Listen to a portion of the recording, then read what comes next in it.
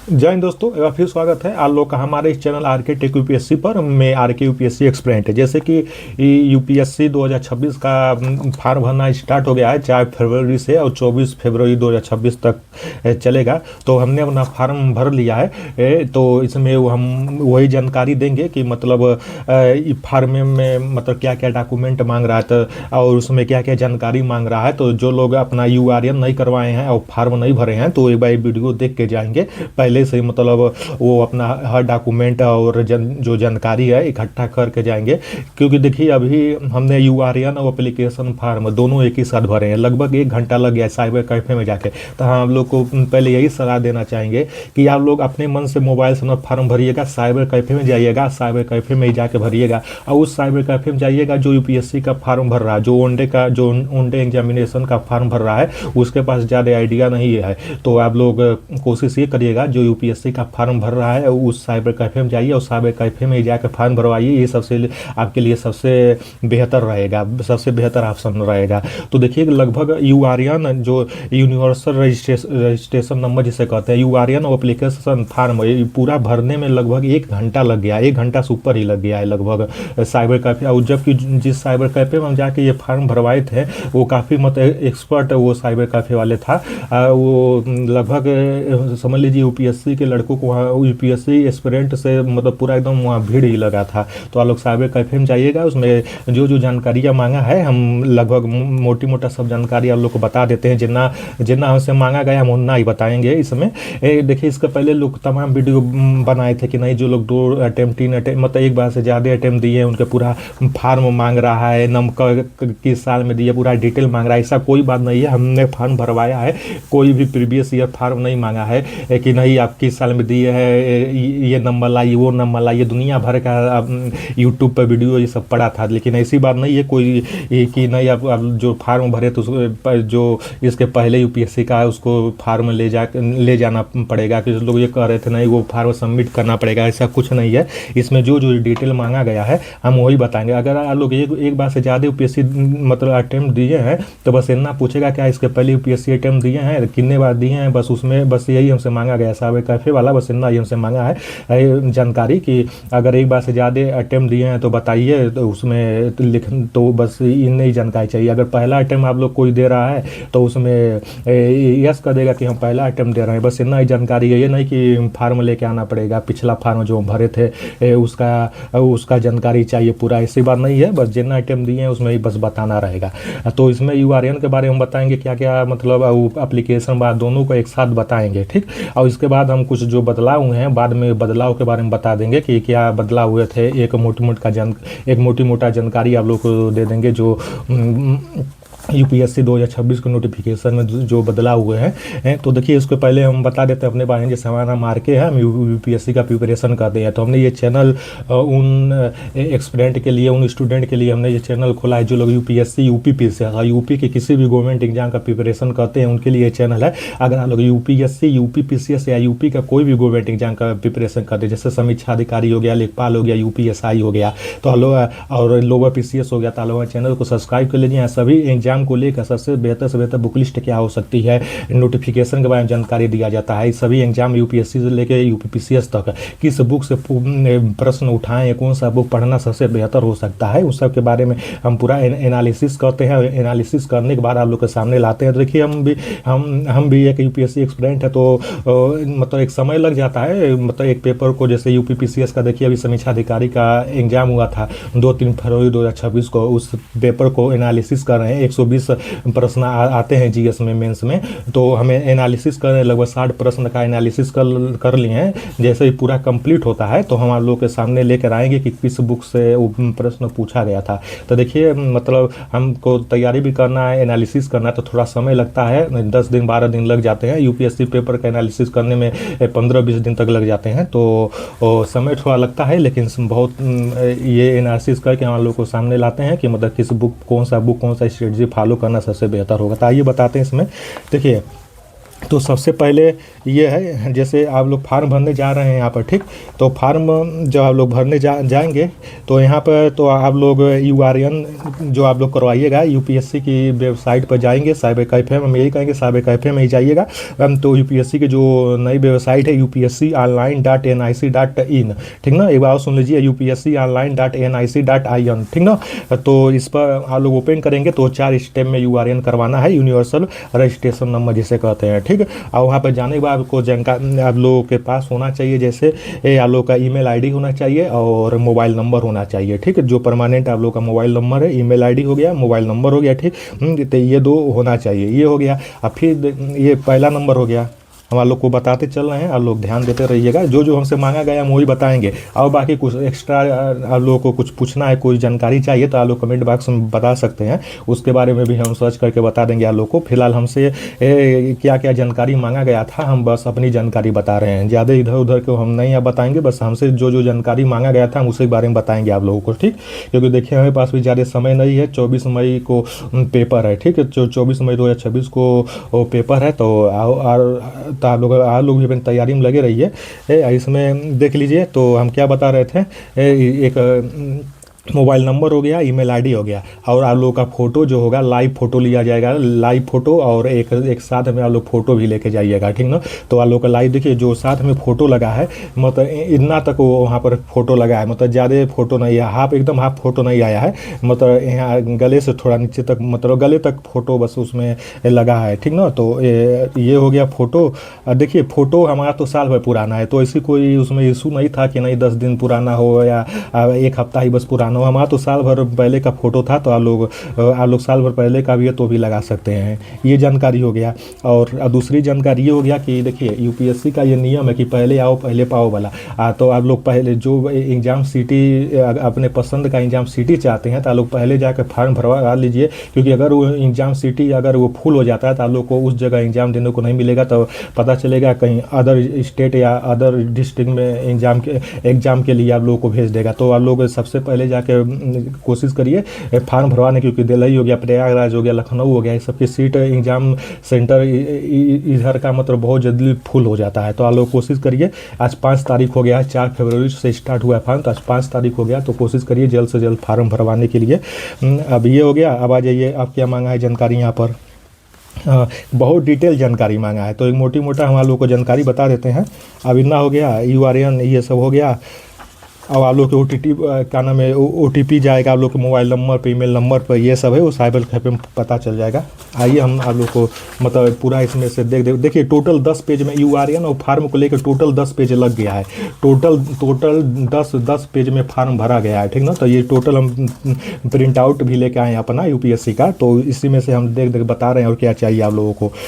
और इसमें देखिए आगे जाएंगे तो आप लोगों के मतलब माता पिता का डेट ऑफ बर्थ भी इसमें मांगा गया है कि आपके पिताजी का डेट ऑफ बर्थ क्या है, आधार कार्ड से आप उसको नोट कर लीजिएगा, और आपके माता का डेट ऑफ बर्थ क्या है उसको नोट कर लीजिएगा। और इस समय प्रीलिम्स और मेंस दोनों का एग्जाम सेंटर फ्लिप करने के लिए पूछा है कि आप मेंस का एग्जाम सेंटर कहाँ देना चाहते हैं, प्रीलिम्स का एग्जाम कहाँ देना चाहते हैं, तो आप लोग वो बता दीजिएगा। ये हो गया। आप फिर उसके बाद अटेम्प्ट के बारे में पूछा है कि आप इसके पहले कितने अटेम्प्ट दिए, जितने अटेम्प्ट दिए हैं आप वहाँ पर बता दीजिएगा। अगर पहला अटेम्प्ट है तो वो बता दीजिएगा, जानकारी वो फ्लिप हो जाएगा। ये होगी जानकारी। हाँ, अब इसके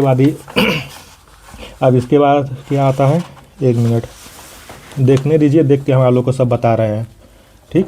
अगर आप लोग ईडब्ल्यूएस हैं या ओबीसी हैं, अगर ईडब्ल्यूएस में आते हैं, ओबीसी में आते हैं, तो आप लोग का जो सर्टिफिकेट क्या नाम है 1 अप्रैल 2025 से या उसके बाद का होना चाहिए, उसके पहले का नहीं होना चाहिए। तो ये जानकारी ध्यान में रखिएगा, क्योंकि अगर आप ईडब्ल्यूएस में आते हैं, ओबीसी में आते हैं, तो 1 अप्रैल 2025 के मतलब बाद का होना चाहिए, पहले का नहीं होना चाहिए। अगर आप लोग एससी में आते हैं, एसटी में आते हैं, तो वो 2 साल 3 साल का भी चल जाएगा। यहाँ पर ईडब्ल्यूएस ओबीसी SC ST सबका जो सर्टिफिकेट आप लोगों के पास है तो इसमें अपलोड करना पड़ेगा। तो आप लोग सर्टिफिकेट साथ में लेके जाइएगा, इसे अपलोड करना पड़ेगा। कोशिश ये करिएगा कि हार्ड कापी साथ में लेके जाए, मोबाइल से मतलब मोबाइल में न रहे। अगर मोबाइल में है तो भी चल जाएगा, आप लोग साइबर कैफे में जाकर दे देंगे तो हो जाएगा। बाकी साथ में लेके जाइएगा, सबसे बेहतर यही रहेगा। तो सर्टिफिकेट हो गया। बाकी आप लोग हाई स्कूल इंटर ग्रेजुएशन का भी सर्टिफिकेट साथ में लेके जाइएगा, एक फ़ोटो ले लीजिएगा, वो भी लेके जाइएगा। ये हो गया, ठीक ना। तो सर्टिफिकेट भी आप लोग डाउनलोड हो जाएगा। फिर अगर आप लोग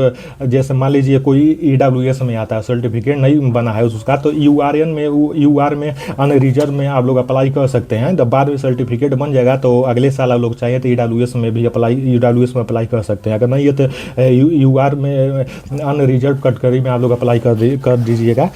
ठीक, ये हो गया। अब देखिए, अब सबसे महत्वपूर्ण फोटो हो गया, दूसरा का सबसे महत्वपूर्ण सिग्नेचर को लेकर। इस बार UPSC में 3 सिग्नेचर मांग रहा है। जैसे देखिए, हम यहाँ पर आप लोग को दिखा देते हैं। जैसे अब आगे पहला नंबर लिखेंगे, ठीक ना, पहला नंबर लिखेंगे, फिर सिग्नेचर लिखेंगे, फिर उसके नीचे नंबर 2 डालेंगे, फिर सिग्नेचर लिखेंगे, फिर नंबर 3 डाल के फिर सिग्नेचर लिखेंगे। तो UPSC में क्रम से 3 सिग्नेचर मांग रहा है और तीनों के सामने नंबर मतलब आप लोगों को लिखना पड़ेगा 1 2 3। ये सिग्नेचर हो गया और ये क्या नाम है, सिग्नेचर हो गया, ये नाम हो गया, ठीक। हाँ, अब फिर उसके बाद देखिए आगे आप लोग जाएंगे तो हाई स्कूल में जो नाम लिखा है आप लोगों का, हाई स्कूल में जो नाम लिखा हाई स्कूल के मार्कशीट में, वही नाम आप लोगों को वो नाम आधार कार्ड से मैच होना चाहिए। जैसे मान लीजिए हम गए फॉर्म भरवाने के, तो हमारा हाई स्कूल में जो नाम था फर्स्ट नाम और सेकेंड नाम दोनों एक ही में, मतलब स्पेस नहीं था उसमें, और आधार कार्ड में स्पेस था तो मैच नहीं कर रहा था। तो आप लोग देख लीजिएगा, आधार कार्ड में भी एकदम स्पेलिंग उसी तरह होनी चाहिए और हाई स्कूल के मार्कशीट में भी स्पेलिंग एकदम उसी तरह होना चाहिए, ठीक ना। तो हमारा मैच नहीं कर रहा था तो हम पैन कार्ड को अपलोड कर दिए। अगर आप लोग का मैच नहीं कर रहा है, नॉट मैच बता रहा है, आधार कार्ड का नाम और क्या नाम है हाई स्कूल के मतलब 10th का मार्कशीट का नाम अगर मैच नहीं खा रहा है, तो आप लोगों को वहाँ पर ऑप्शन है पैन कार्ड अपलोड करने का। तो आप लोग पैन कार्ड को अपलोड कर लीजिएगा और बाद में चल के आधार कार्ड के नाम को सुधार लीजिएगा। और लेकिन अगर पैन कार्ड आप लोग अपलोड करते हैं तो एग्जाम देने जाएंगे तो पैन कार्ड को ही लेकर जाएगा ID प्रूफ के रूम में, ठीक। और पैन कार्ड और आधार कार्ड मतलब दोनों ले लीजिएगा और फोटो भी साथ लेके जाइएगा एग्जाम सेंटर में। ये हो गया, क्योंकि आप लोग को पता होगा एग्जाम सेंटर में जो है आप लोग का फेस प्रमाणित किया जाएगा लाइव, ठीक। अब ये हो गया, ये नाम हो गया था, आधार कार्ड में नाम देख लीजिएगा। अगर नहीं मैच खाएगा तो आप लोग पैन कार्ड को अपलोड कर सकते हैं। हमारा मैच नहीं खा रहा था तो हम पैन कार्ड को अपलोड कर दिए तो बाकी काम हो गया है। ये सर्टिफिकेट के बारे में बता दिए, EWS UR इस सब के बारे में बता दिए जो अपलोड करना पड़ेगा आप लोगों का। और अब आ जाइए इसमें आप लोग तो EWS ये हो गया। इसमें आ जाइए आप लोग क्या नाम है, हाँ, आप 10th में आ जाइए, हाई स्कूल के बारे में आ जाइए। देखिए हाई स्कूल का डिटेल मांगेगा कि हाई स्कूल किस सन में आप लोग पास आउट है, ये मांगा है और कितने % पाए। तो आप लोग % निकाल लीजिएगा, क्योंकि देखिए काफ़ी भीड़ लगी हुई है साइबर कैफे में। तो आप लोग पहले ही निकाल कर रख लीजिएगा हाई स्कूल का कितना % पाए हैं, किस सन में पास आउट है वो मांग रहा है, और किस जिले से पास आउट है तो उस जिले का कुछ कोड भी मांग रहा था। तो वो साइबर कैफे में मतलब जाएंगे तो पता चल जाएगा। तो गूगल पर जाकर आप लोग अपने स्कूल का जो स्कूल किस जिला में है उसका नाम गूगल पर डालेंगे तो वो कोड वहाँ से मालूम चल जाएगा आप लोगों का। तो ये % हो गया, वो हाई स्कूल का सर्टिफिकेट अपलोड करना पड़ेगा। ये हाई स्कूल हो गया। उसके बाद आ जाइए, अब इसमें अब क्या मांगा गया है हम देख के बता रहे हैं आप लोगों को। अब क्या इसमें है, हाँ, और फिर उसके बाद आप लोग को यही सब भरना है। उसमें डेट ऑफ बर्थ मतलब आपका जन्म स्थान कहाँ पर है, तो वो हो गया, सिटी का नाम, डिस्ट्रिक्ट का नाम, ये हो गया। फिर उसके बाद मोबाइल नंबर हो गया, ये हो गया। हाँ, आपके पिताजी का एनुअल इनकम पूछ रहा है कि कितना है, तो आप लोग एनुअल इनकम डालना अनिवार्य है, ठीक। उसके बाद RTI OTI के बारे में भी पूछ रहा है इसमें। अगर RTI वाला कुछ है तो आप लोग उसका भी जानकारी देना पड़ेगा। तो हमारा कुछ ऐसा था नहीं, तो हमसे कुछ ऐसा जानकारी नहीं मांगा है। यहाँ पर यह भी देखिए पूछ लिया है कि आप क्या गांव में 15 साल तक रहे हैं कि नहीं रहे हैं। ये अब क्यों पूछा है, मतलब इसके बारे में बाद में हम बताएंगे। अगर आप लोग एक ही जगह 15 साल रहे हैं तो उसको भी बताना पड़ेगा, हाँ हम यहाँ पर रहे हैं, ठीक। अब आपके पिताजी क्या कहाँ रहते हैं, मम्मी जी कहाँ रहते हैं, क्या अलग अलग डिस्ट्रिक्ट में रहते हैं कि एक ही डिस्ट्रिक्ट में रहते हैं, ये भी पूछ लिया है कि एक ही डिस्ट्रिक्ट में रहते हैं कि अलग डिस्ट्रिक्ट में रहते हैं। फिर आ जाइए क्लास 10+2 में आ जाइए। 10+2 का मार्कशीट अपलोड करना पड़ेगा किस सन में पास आउट है वो बताना पड़ेगा, और 12th में मतलब 10+2 में कितना आप परसेंट पाए थे उसके बारे में भी जानकारी मांगा है कि 10+2 में कितना परसेंट पाए हैं और किस सन में पास आउट हैं उसके बारे में पूरा डिटेल मांगा है, मार्कशीट अपलोड करेगा। ठीक, ये हो गया यहाँ पर। अब आगे आ जाइए, अब क्या मांगा गया है, ये परसेंट आप लोगों का हाई स्कूल 10+2 और ग्रेजुएशन इस सब का परसेंट भी वहाँ पर मतलब देना पड़ रहा है। ये हो गया हाई स्कूल, इंटर, ग्रेजुएशन। अब आ जाइए ग्रेजुएशन में।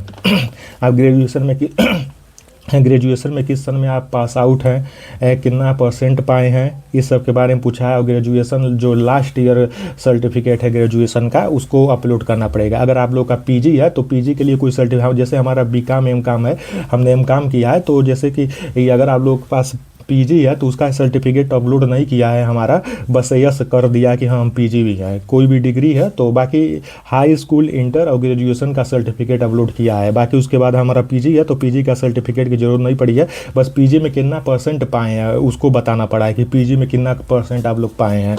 तो बस हम पीजी का परसेंट बता दिए, किस सन में पास आउट है, बस वो लगा है। अब उसके बाद आ जाइए, आप कहाँ, हाँ ये भी पूछ रहा है कि हाई स्कूल कहाँ से पढ़े हैं, गांव से पढ़े हैं कि सिटी से पढ़े हैं कि कहाँ से पढ़े हैं, इसके बारे में जानकारी देना पड़ेगा। क्या हाई स्कूल, इंटर एक ही जगह से पढ़े हैं कि कहाँ से पढ़े हैं, इसके बारे में भी जानकारी देना पड़ेगा। फादर का एड्रेस क्या है, मदर का एड्रेस क्या है, दोनों एक ही जगह रहते हैं तो ये बताना पड़ेगा आप लोगों का। पिन कोड आप लोगों को पता होना चाहिए। ये हो गया आप लोगों का। ठीक, और डेट ऑफ बर्थ आप लोगों का पता होना चाहिए जो आधार कार्ड में है। मकान नंबर क्या है आप लोगों का ये पता होना चाहिए। ये यूआरएन सब हो, ये हो गया पूरा। एप्लीकेशन फार्म में आ जाइए। एप्लीकेशन फार्म में देखिए क्या नाम है, ये मांगा एप्लीकेशन फार्म में, जैसे पोस्ट प्रेफरेंस है जो, ये प्रीलिम्स के फार्म में ही मतलब मांग लिया गया। ये नहीं है कुछ लोग जैसे ये जानते हैं कि नहीं मेंस के फार्म में पोस्ट प्रेफरेंस मांगा जाता नहीं, इसमें पोस्ट प्रेफरेंस पहले ही मांग लिया जाता है। इसमें देखिए टोटल आप लोगों का 23, हाँ इसमें टोटल 23 पोस्ट शो कर रहा है, जिसमें हम अपना पहला पोस्ट प्रेफरेंस दिए हैं आईएएस है, दूसरा फॉरेन सर्विस है, और तीसरे नंबर पर आईपीएस है, और चौथे नंबर पर Indian audit and account service group है। ये है मतलब आप लोग अपना पोस्ट प्रेफरेंस क्या देना चाहते हैं यहाँ पे मांगा गया दे सकते हैं। और बाकी कुछ जैसे यहाँ पर 23 पोस्ट शो हो रहा है। अगर जैसे फॉरेस्ट सर्विस में एलिजिबिलिटी क्राइटेरिया अलग है, स्पेशल वहाँ पर मांगता है, तो अगर आप लोग उस एलिजिबिलिटी में आते हैं तो कुछ पोस्ट आप लोग का बढ़ भी जाएगा। यहाँ पर 23 पोस्ट शो हो रहा है। तो यहाँ पर ये हो गया हमारा। हाँ, एग्रीकल्चर लैंड के बारे में भी पूछ रहा है कि आपके पिताजी के पास मतलब आपके फैमिली के पास कितने एग्रीकल्चर लैंड है, इसके बारे में भी जानकारी मांग रहा है कितना है। और फिर उसके बाद आपके पिताजी करते क्या हैं उसके बारे में पूछा हुआ है कि आपके पिताजी क्या करते हैं, इनकम कितना है वो बता दिए, तो इनकम आप लोग को डालना पड़ेगा। और देखिए जैसे कुछ जो लोग ओबीसी में आते हैं तो उनको creamy layer, non creamy layer इस सब के बारे में बताना पड़ेगा। जैसे आप लोगों को पता होगा इसमें जो creamy layer, non creamy layer वाला जो है 8 लाख सालाना के ऊपर नहीं होना चाहिए, नहीं तो आप लोग का ओबीसी में नहीं आएगा। तो इस सब के बारे में आप लोग अपना इनकम सर्टिफिकेट देख लीजिएगा, इस सब के बारे में पूछा हुआ है।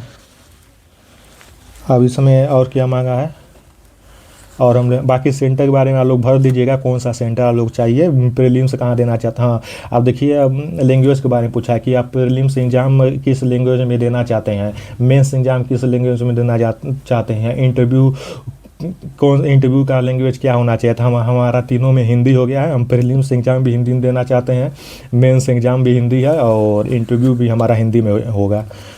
और बाकी 200 शब्द में कुछ इसमें लिखने के लिए कहा है। फिर उसके नीचे आ जाइए, वो साहिब काफ़ी वाला लिख देगा, वहाँ पर जाएंगे तो इसीलिए कर रहे हैं। देखिए बहुत मतलब झमेला टाइप है, इसमें काफ़ी जानकारी एक ही बार सब मांग लिया गया है, कहाँ क्या ये सब।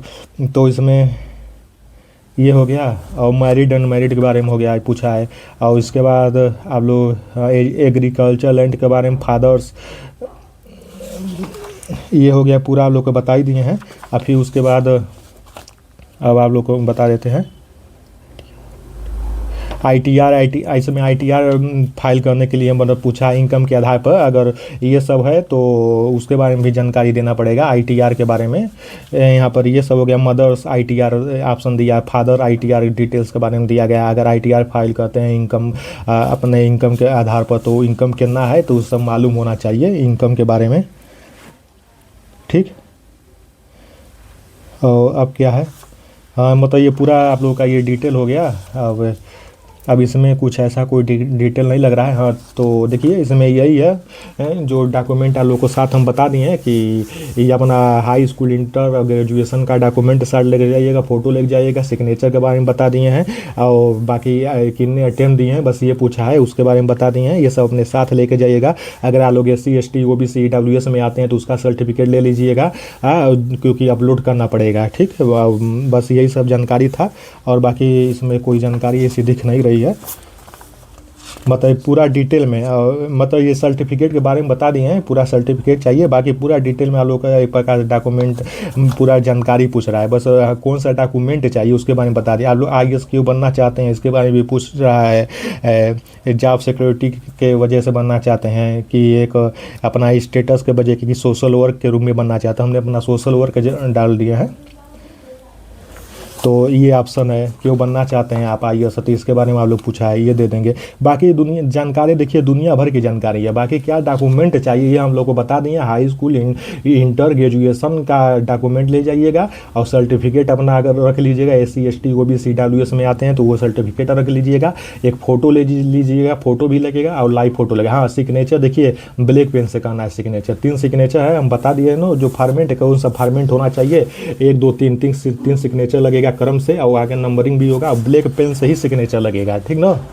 तो ब्लैक लगेगा ये। बस अभी ये हो गया, यही जानकारी था। बाकी डॉक्यूमेंट अब ये हो गया। अब देखिए जो बदलाव के बारे में कहा जा रहा है, क्या बदलाव हुए हैं तो आप लोग के बारे में बता दें। अगर आप लोग प्रीलिम्स क्वालिफाई कर लेते हैं तो 10 दिन के अंदर आप लोग जो सूचना UPSC मांगेगा तो 10 दिन के अंदर पूरी सूचना भरना है। मेंस क्वालिफाई कर लेते तो 15 दिन का समय मिलेगा। 15 दिन के अंदर पूरी सूचना आप लोग को भरना पड़ेगा। फिर उसके बाद एक बदलाव ये भी हुआ है कि आप लोग सेंटर में जाएंगे तो आप लोगों के चेहरे का लाइव प्रमाणित किया जाएगा। तो आप लोग सेंटर पर पहले पहुँचिएगा। ये हो गया। और सेंटर पर जाइएगा तो आप लोग ID प्रूफ अपना फ़ोटो साथ लेके जाइएगा।